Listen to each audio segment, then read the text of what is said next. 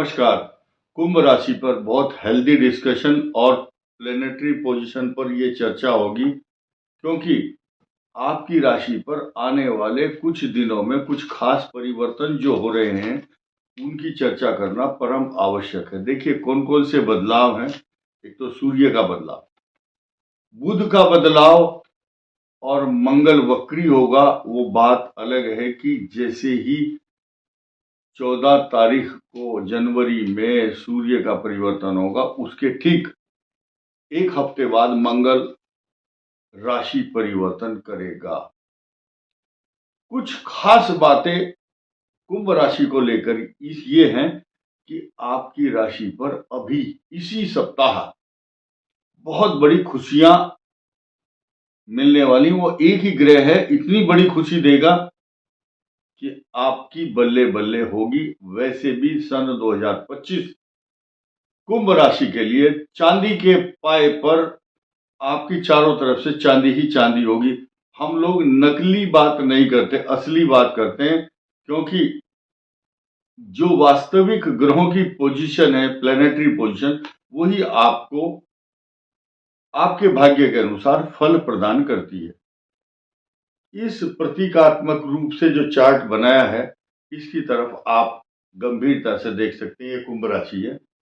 कुंभ राशि का शश योग और विष योग ये तो रहता है जब चंद्रमा शनि के साथ हो, लेकिन साथ ही साथ ये भी देखिए इस राशि पर 28 तारीख को यहां पर शुक्र विराजमान होंगे। और शुक्र स्वामी किसके हैं?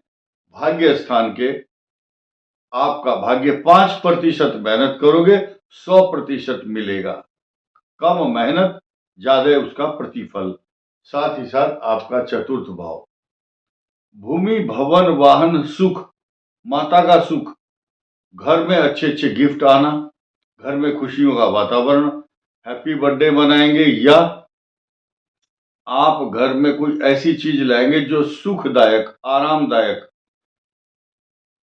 जो आपको इलेक्ट्रॉनिक अप्लायंसेस या कोई प्रेस खरीदता है, हीटिंग एलिमेंट, आयरन प्रेस, कोई वॉशिंग मशीन, कोई टीवी, कोई कार। ये चतुर्थ भाव कार, सवारी, प्रॉपर्टी, पैसा, जायदाद, मकान, जमीन, वस्त्र, आभूषण, अपनी पत्नी को खुश करने के लिए सोना चांदी भी खरीदते हैं लोग। ये शुक्र करता है ये सारे काम। शुक्र का यहां आना, यहां हमने लिखा नहीं है क्योंकि आया नहीं है इसलिए लिखा नहीं है। शनि यहां पर है, शश योग बना रहा है, हाथी का पांव है, ये अंगद की तरह से पैर जमा दिया है, पैर जम गया, ये हिल नहीं रहा 29 मार्च 2025 तक। ये आपको बहुत कुछ देगा, लेकिन मैरिज लाइफ को डिस्टर्ब भी करता है, क्योंकि इस पर गुरु की दृष्टि नहीं है यहां से। यहां अब देखिए बुध का पदार्पण यहां पर होगा 4 तारीख को। ये नया चेंज है आपके लिए। और यहां पर बुधादित्य योग बन रहा है, क्योंकि सप्तम भाव का स्वामी भी आपकी कुंडली में पंचम और सप्तम, ये इन दो भावों के स्वामी एक साथ मिल गए हैं। इनकी युति होना ज्योतिष शास्त्रों में और कुंडलियों में एक्स्ट्रा ऑर्डिनरी लाभ देता है। इसको ज्योतिष शास्त्र में बुधादित्य योग की संज्ञा दी गई है। शुक्र अभी भी कम नहीं है, आपके द्वादश भाव में कारक होता है और सुख देने वाला होता है, लेकिन जब आपके सिर पर ही आकर बैठ जाएगा सुखों का साधन, तो सुखों का पहाड़, विपत्तियों का पहाड़ नहीं, सुखों का पहाड़, सुख, आराम, अच्छा खान पान, अच्छा रहन सहन, अच्छी बातचीत, अच्छा अलंकरण, साज सज्जा, और जहां जाएंगे वहां पर आपको आओ जी, बैठो जी, स्वागत करने के संबोधन आपको मिलेंगे। लोग अच्छे अच्छे, कोई माननीय, कोई महोदय, कोई महाशय, कोई रेस्पेक्टेड वर्ड्स आपको दिलवाता है शुक्र जब यहां आता है। सम्मानित, आदर सूचक शब्द सुनने को मिलेंगे। लिख लीजिए कागज पर। अब ये 7.5 से परिपूर्ण है, आप कोई बात नहीं। धन कुटुंब वाणी स्थान पर शनि गोचर में, लेकिन इस बात को भी तो देखो कि ये राहु यहां पर बैठा है।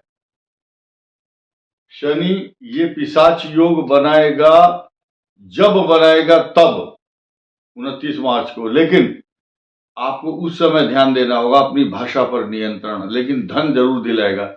ये छद्म ग्रह है राहु। छुपा रुस्तम शब्द आपने सुना होगा, छुपा रुस्तम।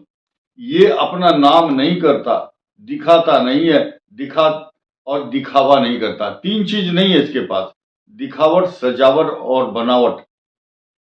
गिरावट भी नहीं है, और सिर्फ ये आपको गिरने नहीं देगा, पतन नहीं होने देगा, और आपकी वाणी को जहां जैसी जरूरत होगी, जैसी आवश्यकता होगी, वैसे शब्द आपके मुखारविंद से निकलेंगे। जैसे ये राहु जो है नाटक का प्रतीक है, जो लोग फिल्मों में होते हैं। ये फिल्म सच्चाई पर आधारित नहीं होती, पीछे कुछ और होता है, आगे कुछ और होता है, दिखावा किया जाता है।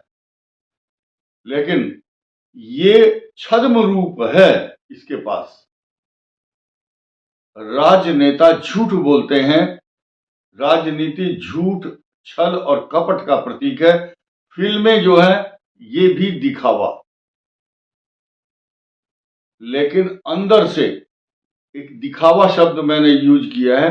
लेकिन राहु दिखावा ऐसे नहीं करता कि मैं स्वयं इसका प्रतीक बन जाऊं, लेकिन देता सब कुछ है।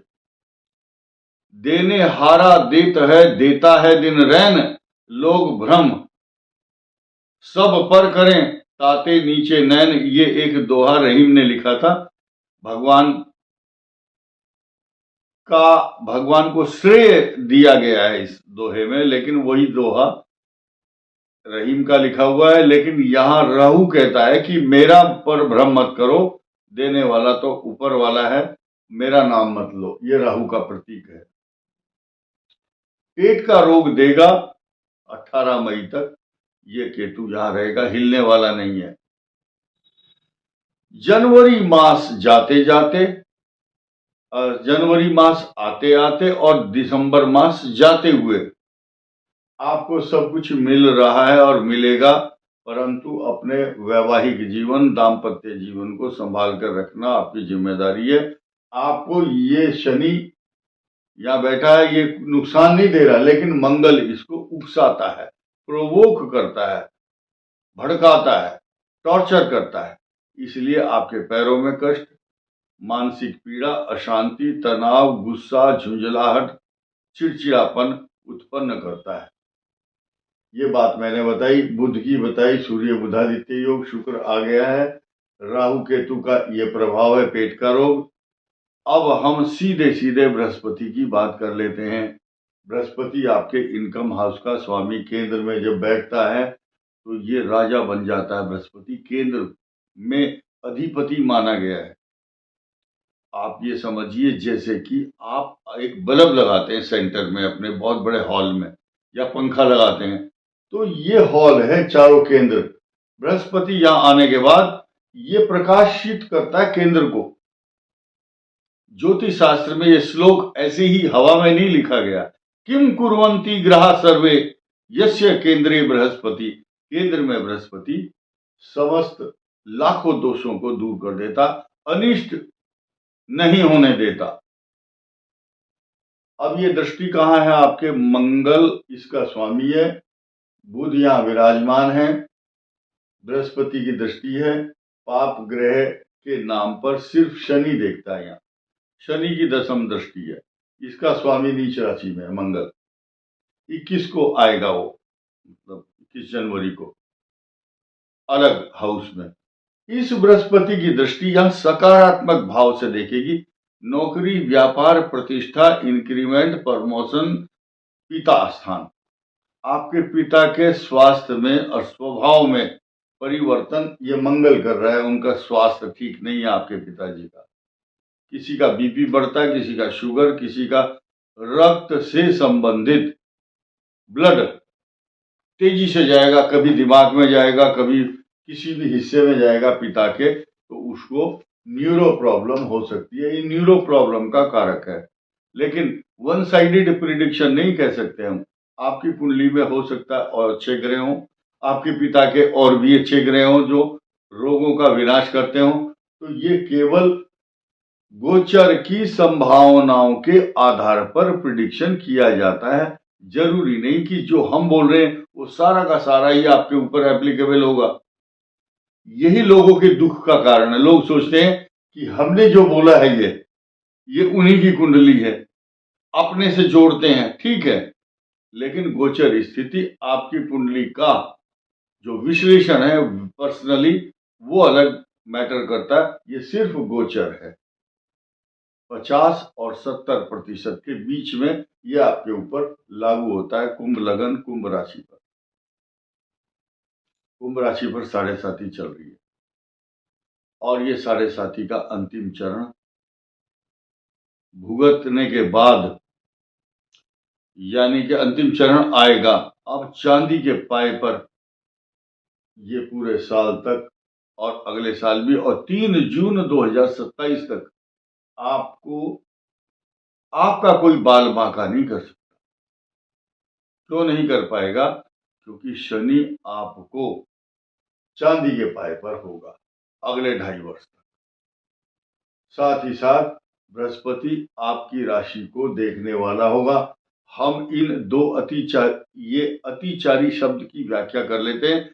आपके इनकम हाउस का स्वामी अतिचारी होगा 14 मई से 18 अक्टूबर तक। इतनी तेज प्रवाह होगा इसका, उसकी स्पीड को कोई भी वैज्ञानिक पकड़ नहीं सकता। क्यों नहीं पकड़ पाएगा? क्योंकि 365 दिन के अंदर जो स्पीड बृहस्पति की होती है 30 अंश पार करने के लिए, वो केवल 154 दिन तक 154 दिन के वो अंदर वो पार करेगा। उसी स्पीड से उसी रेशो में आपको धन मिलेगा, क्योंकि आपके धन और इनकम हाउस और संचित धन, जितना पैसा कमाना है कमा लेना, क्योंकि बृहस्पति की दृष्टि होगी और बहुत तेजी से बारिश की तरह से धन आएगा, वर्षा ऋतु की तरह से जैसे बारिश पड़ती, आपके आंगन भर जाएगा स्वर्ण रत्न आभूषण से। ये कुंभ राशि के लिए प्रिडिक्शन है। अगले 2-2.5 साल तक किसी को अपनी कुंडली दिखाओ ना दिखाओ, कब कैसा ग्रह चल रहा है ये आपके ऊपर निर्भर करता है, बट अगले 2.5 year you will be just like a king. पैसा बचा करके रखो, पैसा बचाओगे तो वो पैसा आपको बचाएगा भविष्य में परेशानियों से। इस वीडियो में इतना ही। धन्यवाद, नमस्कार।